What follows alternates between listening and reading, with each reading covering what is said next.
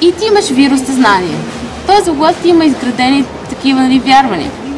Сега тези вярвания, тъй като има време при нас, нали, то навсякъде има еволюция на съзнанието, тук има триизмерно време, т.е. нещата стават, нали, постепенно. Не можеш, просто няма как да, то навсякъде е така, но това просто не можеш наистина да направиш мускули изведнъж. Да, не можеш да отслабнеш отведнъж. И да се окаже тук. Да, не можеш, то няма никаква логика в това. Защото това тук, ти докато стигнеш там, то вече е различно. Ти всъщност никога не можеш да стигнеш до никаква крайна цел. Никога, разбираш ли? Никога нищо не можеш да завършиш.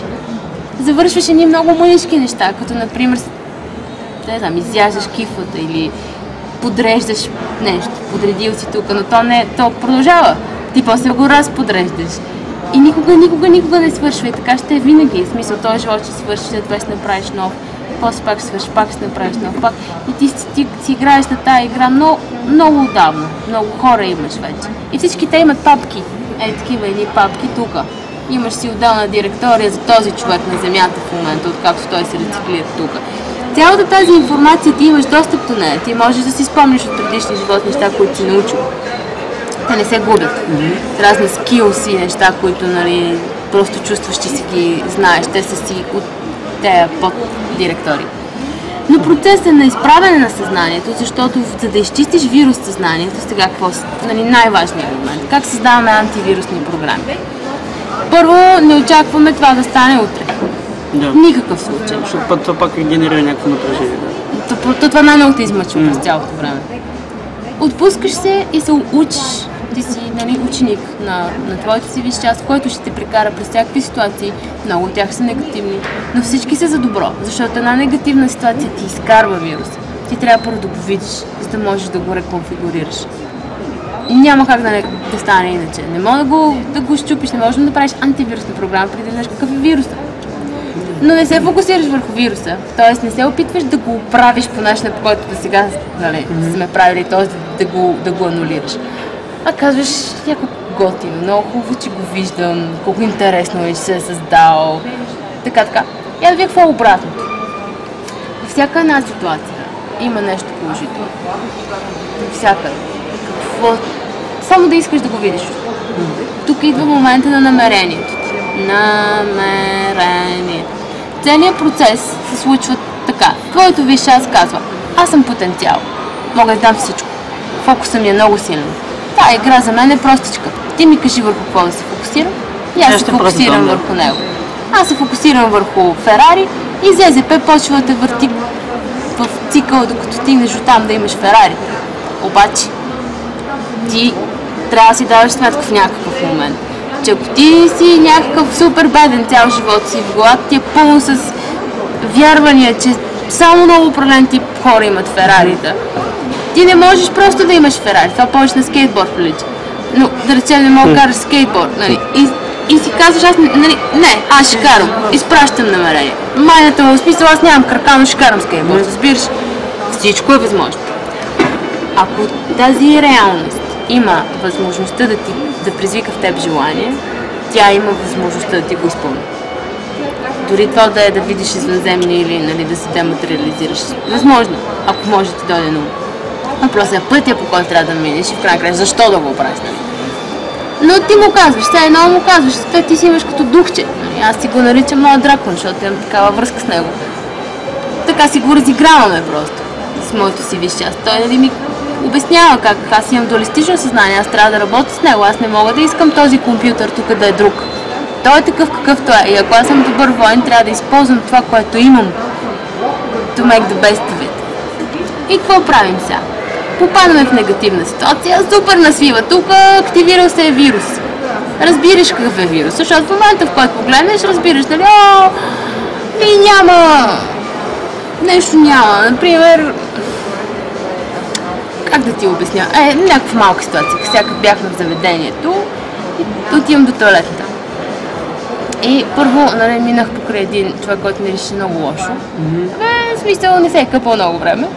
И беше първи контраст, такъв, нали, в кофти и мирис. И казах, не трябва да се фокусирам в нещо положително. След това влезах в тоалетната и вече видях една хлебарка на пода. И там вече, нали, бях в викам, тук трябва да има нещо. Мисля, трябва да има нещо. И погледнах туалетна хартия, която беше лилава. Ето аз даже си взех малко от нея да покажа. И напомни на теменушки. Викам, о, супер, ето. Сега ще се фокусирам върху нея. И само ми трябваше фокус върху теменушката и върху туалетна хартия, за да може хлебарката да си тръгне. Разбираш ли, аз не се фокусирах върху нея, но тя си тръгна. Ето. Виж колко е лилава. И някакси, така си всъщност си работиш реалността. Трябва да си достатъчно да се научиш, защото това изисква време, да си тренираш съзнанието, да го научиш да се фокусира само върху положителни неща, върху това, което ти избираш. Когато ти това го правиш, следвайки емоциите, започваш да си дигаш цялостната вибрация. Цялата еволюция на съзнание представлява докарване на нови мисли, обработва ги съзнанието с тия нови мисли и то вече има по-голям капацитет. То се самоучи. Разширяването на съзнанието ти става всъщност с всяка нова мисъл. Обаче най-бързо е с преживявания, защото тогава най-бързо мислите се процесват. Много по-бързо, отколкото като четеш или някой нещо да ти говори. Но най-силно е с преживяване. Но е комбинация от всичко, защото зависи, нали, когато твоето висше аз те заведе там да прочетеш най-правилната книга и ти казва, отвори най-коя си страница, отваряш и ти прочетеш един параграф, обаче това супер много ти влиза в филма и така много бързо вървиш. Всеки детайл от реалността ти носи някаква информация, стига ти да можеш да го видиш. Не го делиш на добро и лошо и не слушаш никога хората, които ти казват това е правилно да го прочетеш. Освен ако не усетиш, че този човек е дошъл, нали, извикан от твоето намерение. И емоциите ти казват, ти казват, чуй го, той ще даде нещо важно. Други идват и така звучи много важно, виждаш, че те са взели много от това, обаче те не го чувстваш. Той ти говори за практиката, обяснява ти, но ти не го усещаш. Ще кажеш, добре, чудесно е, но не е за мен. И по този начин вървиш най-бързо до това, което наистина искаш. Аз това, само да те прекъсвам, много съм си го представил точно като когато някой ти каже, нали, точно да резонира в тебе. Все едно си в някаква пещера, нали, някой крещи, обаче някакси няма ехо. Защото той чуваш го, нали, но го няма ехото, което, нали, доколкото когато е твоето нещо, точно си резонира така и точно резонира го усещаш с себе си, така, и вибрацията и ехото все едно и мога да разбереш, че си е твоето си нещо. Това е интуицията. Интуицията при нас са емоциите, защото твоето дуалистично мъничко съзнание тук, то е направено така, че да интерпретира третото измерение. И затова не може да побере цялата тази информация горе, няма нужда. Ти си направил перфектното човече. Въобще няма нужда да мислиш, разбираш, само да стачваш мисъл. То ти се случва нещо и фокус. Так. И тогава вече, какво правиш? Ти качваш вибрацията, разбираш, че ти почваш да вибрираш на теменушки. Това означава в следващия момент ЗЗП ще те заведе там... ЗЗП нека да ги плати. ЗЗП е закона за привличане. Закона за привличане, добре, да. ЗЗП ще те заведе там, където има хубава миризма. Има някакви приятни неща. Ще стане така, че не излизаш от това нещо. Въпреки че тук при нас беше обратно, все пак ще го извърта малко, да ти дам пример. Мисля, излизаш и твой приятел спира и си по цветенце, нали? И ти прекараш ни 5 минути покрай цветята и ги меришиш и ти е готино, но че нямаше да се случи. Смисъл, той нямаше да получи този импулс, нямаше да си с този човек. Нали? И по този начин реалността ти започва да се наглася според вибрацията ти. Но дуалистичното ти съзнание много време ще се опитва, защото това са навици. Навици, които ти си свикнал да ги мислиш и те изглеждат реални. Ти като влезеш в вибрацията, почваш да мислиш една мисъл. Ти си свикнал вече, не ти въобще не ти е идвало на ум, че това може би не е вярно и че може би пък не трябва да го мислиш. Майка ти е казала, че например, идва майка ти вкъщи и ти казва, нали, болна съм, бях на някаква диагностика и ми дадаха или това си диагностика. И ти сега не го чувстваш въобще добре това, да го мислиш. Това е защото твоето висше аз ти казва, виж, аз тия неща въобще не ги виждам. Аз се фокусирам на майка си, това е контраст, от което нейна форма има още по-перфектна във вибрационното пътище. И е нейна работата да се фокусира върху него. Ако не, тя ще продължава да се върти в контраста, докато не го научи това нещо. Добре, до каква степен мога да скочиш на някой в света, така и ти да го избуташ? Само въпрос на намерение. Тоест, ако наистина искаш, но по-скоро не го прави, а изчакай да видиш дали ЗЗП и твоето висше аз няма да те прекара през нещо такова в играта ти. Но само ти си важен и твоята игра. Всички останали са такива кукли в нея, които играят, те ти играят някаква роля. Ти си сключил с мен някакъв договор. Мисля, ние с теб сме сключили договор, аз ще дойда и ще ги разкажа тия неща. Но в принцип ти, ако си бил, ако мен ме нямаше, ако аз бях заминала в чужбина, ти ще да привлечеш нещо друго, което ще даде същата информация, по друга форма. Ти си ме привлякал мен по пътя на най-малкото съпротивление. Това, което ти се случва в момента, във връзка с твоето висше намерение, това ти е най-голямото намерение, с което влизаш в този живот в играта. Мисълта ми е, че ти, представиш, че искаш да играеш някаква компютърна игра. И влизаш в някаква идея, да си направиш някакво геройче и това геройче нещо да прави. И това ти е най-висшето намерение. Ти трябваш някаква причина, да имаш нещо като проект все едно. За да направиш един проект, трябва да си измислиш един проект и да почнеш да го работиш. Ти не го работиш, за да го осъществиш този проект, а заради играта. Ти наистина искаш да си го правиш. Искаш да нарисуваш една картина, например. Не рисуваш, за да нарисуваш картина. За да имаш нарисувана картина. Да имаш нарисувана картина. Света няма нужда от още една картина. Има предостатъчно. Нито има нужда от още една песен.